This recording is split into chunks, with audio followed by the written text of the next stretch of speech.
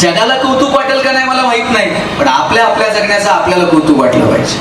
निसर्गाचा पहिला नियम आहे, येण्याचे संकेत मिळतील, जाण्याचे मिळणार नाहीत. निसर्गाचा दुसरा नियम आहे, येतानाही काय घेऊन यायचं नाही आणि जातानाही काय घेऊन जायचं नाही.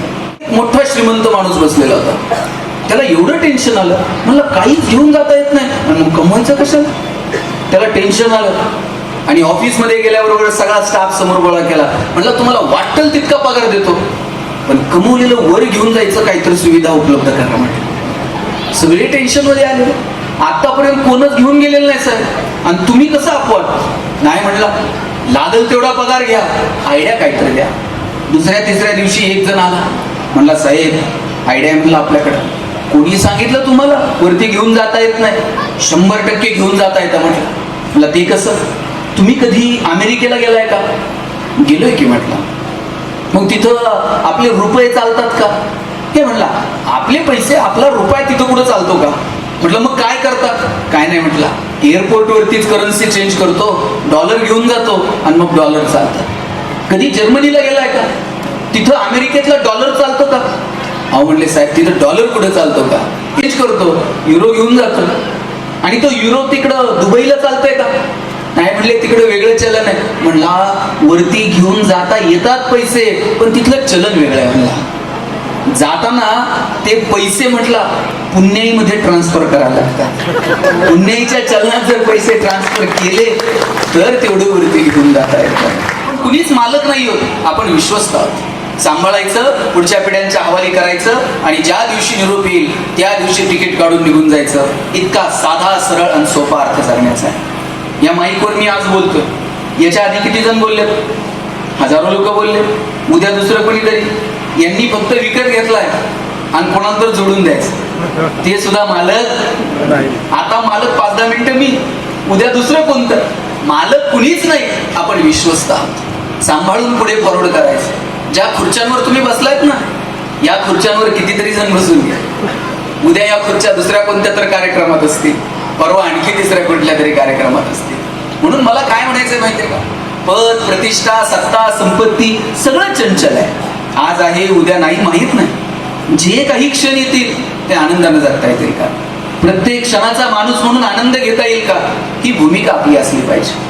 मी एक पुस्तक लिहिलं होतं सुख नावाचं, त्याच्यावरती एक वाक्य लिहिलं होतं, no once more no recheck for any moment so keep smiling. आयुष्याच्या चित्रपटाला रिटेक नाही, आयुष्याच्या गाण्याला वन्स मोर नाही. तुम्हाला वाटलं 2025 लय बोर चाललंय, चला जरा पुढे ढकलू, पुढे ढकलता येणार नाही. आणि तुम्हाला वाटलं नाही जरा 2015 बरोबर होतं, घ्या बरं मागं. आता मागे जाता येतोय का? आता पुढे जाता येत नाही आणि मागे येता येत नाही. जे क्षण येतील ते आनंदाने जगायचे. आणि साहेब जग बी कौतुक करल असे दिवस आता उरलेले नाही. तुम्ही म्हटलं 4 जण शिव्या देणारे, 4 जण कौतुक, हे सगळीकडे कोणत्याही क्षेत्रात. देवाला सोडलं नाही लोकांनी, ज्ञानोबराय तुकोबरायांना सोडलं नाही, प्रभू रामचंद्रांना भगवान श्रीकृष्णाला सोडलं नाही. आपण कोण?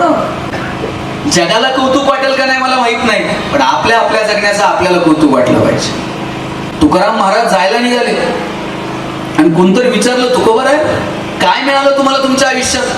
ग्रंथ लिहिले, अभंग लिहिले, तुम्हाला काय मिळालं? तुकाराम महाराज म्हटले, कौतुक वाटे झाली अवेचाची. जगाला काय वाटतंय माहित नाही, पण आमचं आम्ही जे जगलो ना, आमच्या जगण्याचं आम्हाला मात्र कौतुक वाटतंय. आपल्या आपल्या जगण्याचं आपल्याला कौतुक वाटलं पाहिजे. इतकं आपण आपल्या धुंदीत आपल्या मस्तीत जगायचं. येऊन जात आहेत ना, देव किती सुंदर वागलाय बघा. एक तर जन्माला येण्याचे संकेत 9 महिने आधी मिळतात, कोणतर जन्माला येणार आहे, पण जाण्याचे संकेत 9 मिनिट पण आधी मिळत नाही. आणि समजा येण्याचे संकेत जसे 9 महिने आधी मिळत होते, तसं जाण्याचे संकेत जर 9 महिने आधी आले असते तर 9 महिने आधी बाबा आपल्याला पत्र आलं, हा तुमचं आटपलंय बरं का, हिशोब करून घ्या, गिफ्ट काय राहिलं असेल तर घेऊन टाकलं 300 रुपये, असं जर आपल्याला पत्र आलं वरतून तर. पत्र आल्याबरोबर निम्मे तर टेन्शनच गेले असत. निसर्गाचा पहिला नियम आहे, येण्याचे संकेत मिळतील, जाण्याचे मिळणार नाहीत. निसर्गाचा दुसरा नियम आहे, येतानाही काय घेऊन यायचं नाही आणि जातानाही काय घेऊन जायचं नाही. समजा जाताना जर काही घेऊन जायचं जायची सुविधा असती तर आपण सुईने गेलो असतो का? नाही, आपण आपलं तर नेलंच असतं. अजून कुणाचं काही घेऊन जाता येईल का? माणसाने याचाही विचार केला असता. आणि माणूस एकमेव प्राणी आहे ज्याला हे निसर्गाचे नियम कळतायत पण ओळख नाहीयेत. इतर प्राणी पक्ष्यांची नाळ अजून थोडी बहुत तरी निसर्गासोबत जुळून आहे. कोणता प्राणी काय साठवून बिठून ठेवायच्या फंदात पडत नाही. पण मी म्हणतो नियोजन असलं पाहिजे, प्लॅनिंग असलं पाहिजे, सेव्हिंग असलं पाहिजे, काही गोष्टींचा विचार भविष्याचा केला निश्चितच केला पाहिजे. पण किती, त्यालाही मर्यादा आहे. एक ट्रक रस्त्यानं चाललेला, तुम्हाला पटेल असं सांगतो. त्या ट्रक मधनं 4 तांदळाच्या गोण्या खाली पडल्या. सगळे तांदूळ रस्त्यावर सांडले. तिथे 4 मुंग्या आल्या. एक तांदळाचा दाणा उचलला, आपल्या वारुळाकडे निघून गेल्या. परत त्यांनी रस्त्याकडे बघितलं नाही. नंतर तिथे 4 चिमण्या आल्या. 4 दाणे खाल्ले, आपल्या घरट्याकडे निघून गेल्या. परत रस्त्याकडे बघितलं नाही. नंतर तिथे 4 गायी आल्या. उंजळ तांदूळ खाल्ले, आपल्या गोठ्याकडे गेल्या. परत रस्त्याकडे बघितलं नाही. आणि ताई, नंतर तिथं 4 माणसं आली. पुढचं मी सांगू का तुम्ही सांगता? तांदळाचा एक दाणा उरला नाही. आणि माणसं शोधत होती ट्रक कुठे गेली बघा. मला माणूस एकमेव प्राणी आहे ज्याला निसर्गासोबत जुळून घ्यायचं नाही. प्राणी पक्षी अजून जुळून आहेत त्यांची ना, पण आपण जुळून घ्या. तुम्ही एक तरी कावळा ओव्हरवेट झालेला बघितलाय का? वजन वाढलंय, टेन्शन मध्ये आलाय, गिरट्या घालतोय, उद्यापासून डाएट, 2च दहावे करायचे, भाताला शिवायचं पण नाही. माणसं सांगू किती, कारण आपण निसर्गासोबत जुळून घ्यायला तयार नाही होत. निसर्गाशी जुळून घ्या. निसर्गाचा नियम सांगतो काहीही घेऊन जाता येणार नाही. एक महाराज असंच प्रवचनात सांगत होते, काहीही घेऊन जाता येणार नाही. एक मोठा श्रीमंत माणूस बसलेला होता. त्याला एवढं टेन्शन आलं, म्हणलं काहीच घेऊन जाता येत नाही, आणि मग कमवायचं कशाला? त्याला टेन्शन आलं. आणि ऑफिसमध्ये गेल्याबरोबर सगळा स्टाफ समोर गोळा केला. म्हणलं तुम्हाला वाटेल तितका पगार देतो, पण कमवलेलं वर घेऊन जायचं काहीतरी सुविधा उपलब्ध करा म्हटलं. सगळे टेन्शन मध्ये आले. आतापर्यंत कोणच घेऊन गेलेलं नाही सर, आणि तुम्ही कसं अपवाद? नाही म्हणला, लागल तेवढा पगार घ्या, आयडिया काहीतरी द्या. 2ऱ्या-3ऱ्या दिवशी एक जण आला. म्हणला साहेब आयडिया म्हणलं आपल्याकडं. कोणी सांगितलं तुम्हाला वरती घेऊन जाता येत नाही? 100% घेऊन जाता येतं म्हटलं. म्हणलं ते कसं? तुम्ही कधी अमेरिकेला गेलाय का? गेलोय की म्हटलं. मग तिथं आपले रुपये चालतात का? हे म्हणला आपले पैसे, आपला रुपया तिथं कुठं चालतो का? म्हटलं मग काय करतात? काय नाही म्हटला, एअरपोर्ट वरतीच करन्सी चेंज करतो, डॉलर घेऊन जातो आणि मग डॉलर चालतात. कधी जर्मनीला गेलाय का? तिथं अमेरिकेतला डॉलर चालतो का? अहो म्हणले साहेब तिथं डॉलर कुठं चालतो का? चेंज करतो, युरो घेऊन जातो. आणि तो युरो तिकडं दुबईला चालतोय का? नाही म्हणले तिकडे वेगळं चलन आहे. म्हणला वरती घेऊन जाता येतात पैसे, पण तिथलं चलन वेगळं आहे. म्हणला जाताना ते पैसे म्हटला पुण्याईमध्ये ट्रान्सफर करायला लागतात. पुण्याईच्या चलनात जर पैसे ट्रान्सफर केले तर तेवढे वरती घेऊन जाता येतात. मग आता आपण हिशोब करायचा. आपण आयुष्यात जुनी माणसं हुशार होती. पाप पुण्याला माणसं घाबरत होती. नको हे मगाशी म्हटले, मैं ना खाऊंगा मैं खाने दूंगा. ही जुनी माणसं घाबरायची. नको हे पाप आहे, हे माझ्याकडनं व्हायला नको. काही चांगलं केलं तर हे पुण्य आहे असं पोरांना सांगितलं जात होतं. साहेब हल्ली लोक पुण्याचाही हिशोब ठेवत नाहीत आणि पापाला तर घाबरायलाच तयार. पाप हे पुण्याई सारखा शिष्टाचार होऊन बसलाय, त्याला अधिकृत मान्यता देऊन टाकली आहे आणि मग तिथे गडबड झाली. पण लक्षात घ्या, या CCTV मध्ये आपण येऊ की नाही मला माहित नाही, पण वरतून मात्र एक CCTV कंटिन्यू सुरू असतो. त्यातून काही निष्ठर नाही. आणि आता ते चित्रगुप्तानं वर गेल्यावर हिशोब ठेवलेला नाही, ते कुणाकुणाचं ऑडिट करत बसत. त्यांना सांगितलंय वर आल्यावर काहीच नाही, खालीच फिडून यायचं. खालून नीलचा दाखला घ्यायचा संस्थेचा NOC, त्याच्याशिवाय वरती एंट्री नाही. आयुष्यात कुणाच्या बापाला घाबरू नका. घाबरायचंय तर स्वतःच्या कर्माला घाबरा, कारण कर्म कधी ना कधी वसुलीला येतं. आणि एकदा का कर्म वसुलीला आलं तिथं कुणाचाच वशिला चालत नाही. आणि म्हणून कर्माला घाबरावं, रोज स्वतःचं आत्मपरीक्षण करावं. आजचा दिवस कसा गेला? आज आपण काय कमवलं? आज आपण कोणाला मदत करू शकलो का? आज आपण कोणाला दुखावलं तर नाही? आज आपण कोणाला फसवलं तर नाही? माहित नाही आपण किती दिवस इथं पाहुणे आहोत. जे क्षण येतील ते आनंदानं जगण्याचा विचार आपण केला पाहिजे. मुळात आनंद, सुख ह्या सगळ्या गोष्टी बाजारात विकत मिळत नाहीत. ज्ञानोबरायांनी सांगितलं, किंबहुना सोय जीव आत्मयाचेल आहे, तेथ जे होय तया नाम सुख. ज्ञानोबरायांनी सांगितलं, आत्म्याशी जे संबंधित आहे ना त्याला सुख म्हणावं. पण आपण ते साधनांमध्ये शोधायला लागलो. हे विकत घेतलं म्हणजे सुख मिळेल, ते विकत घेतलं म्हणजे सुख मिळेल. साधनांवरती जर सुख अवलंबून असतं, जगातली सगळी श्रीमंत माणसं सुखी झाली असती आणि गरिबाच्या वाट्याला सुख आलं नसतं. साधनांनी माणसाचं आयुष्य सोपं होईल, सुलभ होईल, पण ते सुखी होईलच याची खात्री मात्र देता येत नाही. साधनं ही वापरण्यासाठी असतात आणि माणसं ही जपण्यासाठी असतात. आपण उलट करतो. आपण माणसं नको तशी वापरतो आणि साधनांना जपत बसतो. तुटलेलं फुटलेलं साधन परत घेता येईल, पण गमावलेली माणसं मात्र परत मिळत नाहीत. त्यामुळे माणसांना जपता येईल का? जोपर्यंत आपल्या डोळ्यात प्रेम आहे आणि हृदयामध्ये वात्सल्य आहे तोपर्यंतच आपण माणूस आहोत. ज्या दिवशी डोळ्यातलं प्रेम संपलं, हृदयातलं वात्सल्य संपलं, त्या दिवशी समजायचं आपण माणूस उरलो नाही, आपण यंत्र होत चाललेलो आहोत. आपलं माणूस पण तोपर्यंत जिवंत आहे, तोपर्यंत कुणाचं तरी दुःख बघून आपल्या डोळ्यामध्ये अश्रू तरळतात. कुणाच्या तरी मदतीसाठी आपले हात सरसावतात, कुणाच्या तरी मदतीसाठी आपले पाय धावतात.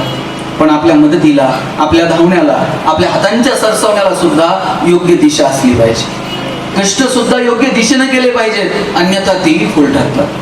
मी असंच कॉलेजच्या मुलामुलींचं सेमिनार होतं आणि म्हटलं, तुम्हाला जर यशस्वी व्हायचं असेल तर कष्ट करा, दिसेल त्याला मदत करा. त्यांच्या डोक्यातच कष्ट करा, दिसेल त्याला मदत करा. सेमिनार मधनं बाहेर पडले, एका पोराच्या डोक्यातच कष्ट करा, दिसेल त्याला मदत करा.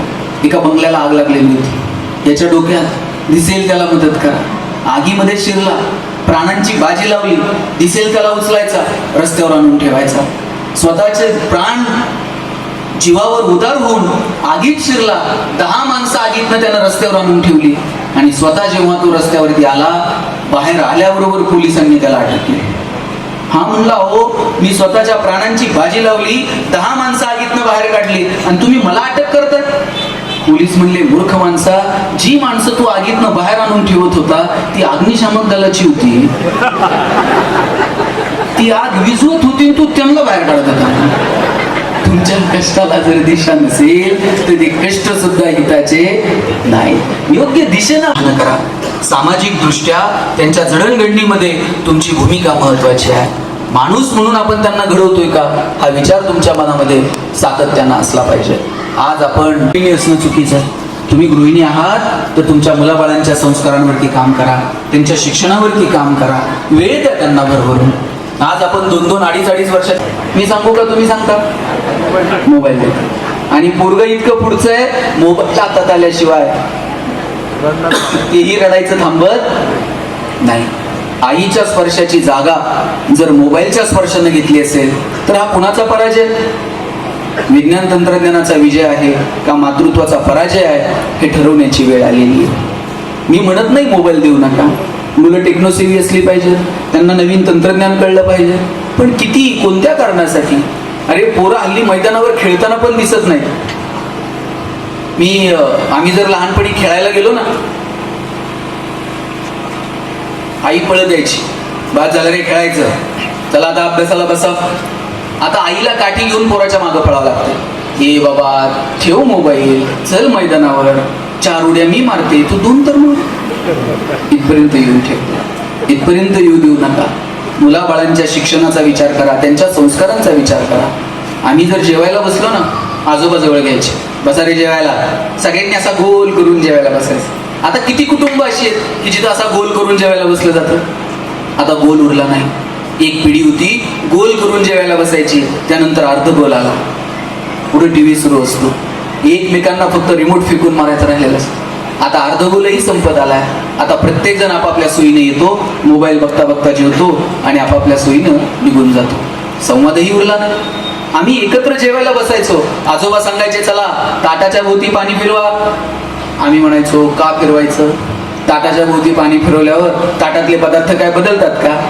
बाजरीच्या भाकरीची काय पुरणपोळी होणार आहे का? आजोबा म्हणायचे पदार्थ बदलत नाही, पण पदार्थाचा प्रसाद होऊन जातो. बाजरीच्या भाकरीची पुरणपोळी होत नाही, पण एकदा का त्या पदार्थाचा प्रसाद झाला मग त्याचा सन्मान ठेवला जातो.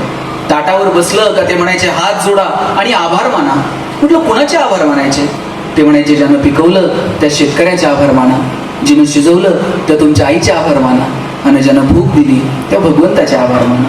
कृतज्ञता आपोआप रुजली गेली. सकाळी उठलात ना देवाचे आभार माना. आजचा दिवस बघायला मिळालं बरं का, थँक्यू, तुझे आभारी व्हा. रात्री झोपताना पुन्हा त्याला थँक्यू म्हणा, आजचा दिवस छान गेला, उद्याचाही बघायला मिळाले. पण हल्ली आमचा दिवसही मोबाईलनं सुरू होतो आणि रात्रही मोबाईलनं होते. सकाळी उठल्याबरोबर चाचपडतच हातात मोबाईल येतो आणि लगेच लॉक ओपन करून काल टाकलेल्या फेसबुकवरच्या फोटोला किती लाईक्स आणि किती कमेंट्स. 2-4 जरी कमी असल्या तरी आम्हाला करमत नाही. आणि रात्री तर सोय नाही.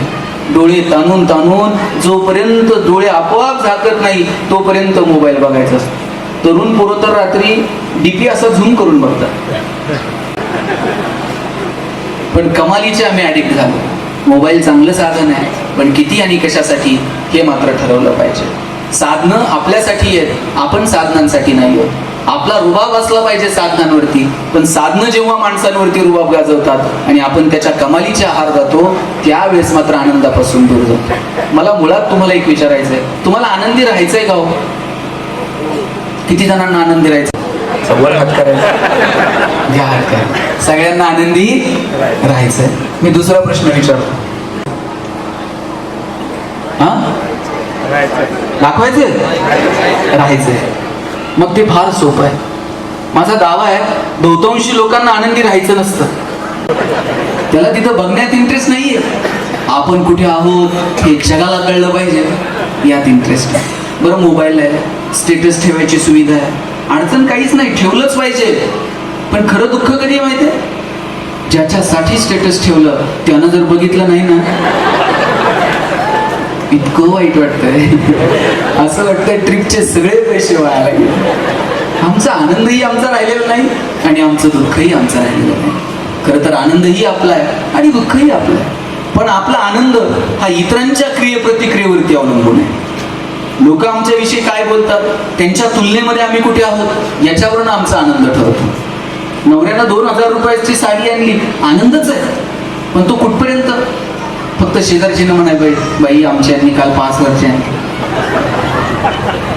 आमचा आनंद आमचा राहत नाही. तुमचे 500 रुपये हरवले, किती वाईट वाटतं? गल्लीतल्या सगळ्या बायका संध्याकाळी गोळा, किती दुःख आहे. कोणाला सापडले असले तर सापडू, त्याला पचायचीच नाही, केवढं टेन्शन. पण हे टेन्शन फार वेळ नाही. त्यातल्या एखाद्या मैत्रिणीने फक्त म्हणलं पाहिजे बाई तुझे तर 500 गेले, परवा माझ्या 1000 पडले का, तुला इतकं बरं वाटतंय ना, जाऊ दे बरोबर आपले 500. आता तुम्ही गडबड करून टाकली, 300 रुपये भरणाऱ्यांना वर्षभर करमणार नाही. त्यांना ते टिपवाय जाऊ दे, पण मला 300 भरावे लागले. आपला आनंदही आपला नाही आणि आपलं दुःखही आपलं नाही. आमच्याकडे एक जण आहे, 2-5 कोटी रुपये खर्च करून बंगला बांधलाय आणि असे गॅलरीत तिथं बसलेले असतात, खाली जाता येतात, थांबवतात, कौतुकानं बंगल्याचं सांगत असतात. बरं मला सांगा, त्या बिचाऱ्यानं कष्टानं बांधलाय, त्याला त्याचं कौतुक आहे. आपण थोडं कौतुक केलं आणखी तर काय बिघडलं का? ते सांगतात कर्टन कसे वाटले, टाईल्स कशा वाटल्या, POP कसं झालंय, आपण छान म्हणायचं. त्यांनी कौतुक केलं का मी कौतुक करतो. पण काही माणसं असली खोडीची असतात, त्यांना कौतुक अजिबात कळत नाही. ते त्याचं तर काय ऐकणार नाही. जाता जाता त्याच्या डोक्यात काहीतरी भुंगा घालून देणार. त्याला म्हणणार ते बाकीचं सगळं ठीक आहे, मला किचनची दिशा जरा गडबड आहे. याला 2 दिवस करमत नाही. किचन वाटा पाडू का उमरा तोडू का काय करू. आज सकाळी येताना काकांची भेट झाली. म्हणलं काका, रोज तुम्ही बंगल्याचं काहीतरी सांगता, आज 10 मिनिट झाले तुम्ही बंगल्याचं काहीच बोलायला तयार नाही. ते म्हणले सांगायचं काय? म्हटलं आता काय राहिलं या बंगल्यात? म्हणलं झालं काय? अरे काय उरलं नाही रे. म्हणलं अहो काल बांधला असा दिसतो, या 2-5 वस्तू तर मला नव्या दिसतात आणि तुम्ही म्हणताय बंगल्यात काही राहील. अरे म्हणले बंगल्यात काही उरलं. म्हटलं झालं काय? म्हटले आपल्या शेजारच्या याच्यापेक्षा मोठा बांधला रे. आता याच्यात राहिलंय काय? आपण तुलनेमध्ये जगतो, इतरांच्या तुलनेमध्ये कुठे आहोत याच्यावरून आपलं सुख, याच्यावरून आपला आनंद ठरतो. आणि म्हणून आपलं एक जगणं असतं. थोडंसं अंतर्मुख होऊन आपण आपल्या जगण्याकडे पाहिलं पाहिजे. आपल्या आनंदाच्या, आपल्या दुःखाच्या, आपल्या काय जागा आहेत त्या आपल्याला समजल्या पाहिजे. ही महिलांची पतसंस्था आहे आणि सगळ्या महिला सभासद आहेत आणि इथं मोठ्या संख्येनं पुरुषही उपस्थित आहेत. माझी सगळ्या पुरुषांना विनंती आहे, त्यांना जर त्यांचं जगणं जर तुम्हाला सुंदर करायचं असेल ना, कधीतरी त्यांचं कौतुक करायला शिका. आणि काय लागतं कौतुकाला? आई असेल, बहीण असेल, मुलगी असेल, पत्नी असेल, त्यांना फक्त म्हणा, आई तू जन्म दिला म्हणून जग बघायला मिळालं. कधीतरी बहिणीला म्हणा, तुझ्यामुळे घराचं गोकुळ झालं. कधीतरी मुलीला म्हणा, तू जन्माला आली आणि माझ्या जगण्याला शिस्त मिळाली. कधीतरी बायकोला म्हणून बघा, बाई तुझ्यामुळे संसार